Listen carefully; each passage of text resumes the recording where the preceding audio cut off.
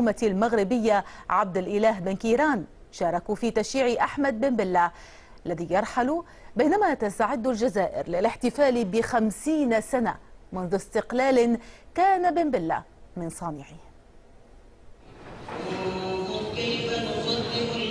ودع الجزائريون أول رئيس للجزائر المستقلة عام 62 وسط أجواء تمتزج فيها مشاعر الأسى على رحيل أحمد بن بلة والتطلعات في السياق السياسي للبلاد التي تستعد لانتخابات تشريعية يوم 10 مايو القادم. قيل الكثير عن اختلافها عما سبق. من هنا من قصر الشعب بالعاصمة بيت الرئاسة السابق لأكثر من رئيس انطلق الموكب الجنائزي للرئيس الراحل ليوارى الثرى إلى جانب أكثر من رئيس راحل في مربع الشهداء بمقبرة العالية. من الطبيعي أن تنظم الدولة الجزائرية مراسم جنائزية رئاسية للراحل أحمد بن بلة الرئيس المجاهد الذي يعتبر جزءا غاليا من ذاكرة أجيال من الجزائريين. أمضى الراحل أحمد بن بلة جزءا من حياته في السجن أيام الاحتلال وأيام الاستقلال، ومع ذلك رحل دون أن يحمل في قلبه وجعا من حقد سياسي. كما أن الرئيس عبد العزيز بوتفليقة الذي شارك في الإطاحة برئاسة بن بلة عام 65 هو من أعاد له كل الاعتبار بكل ما أمكن من تقدير وبكل المعاني السياسية بل وحتى الوجدانية.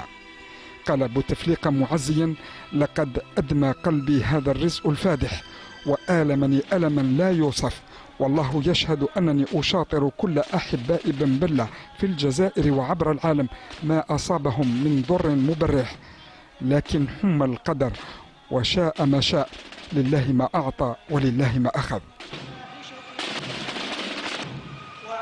وهكذا توج مراسم الوداع الجنائزي المهيب لحظة صفاء بين رجالات الجزائر الذين صنعوا جزءا من تاريخها بكل أوجهه العاصفة أحيانا والمتآلفة أحيانا أخرى.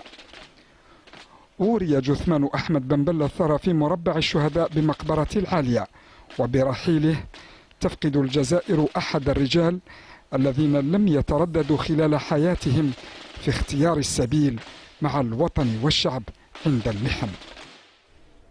هذا وقد انسحب الوفد المغربي من مراسم تشييع جثمان الراحل أحمد بن بلة بسبب الحضور البروتوكولي لوفد من جبهة البوليساريو.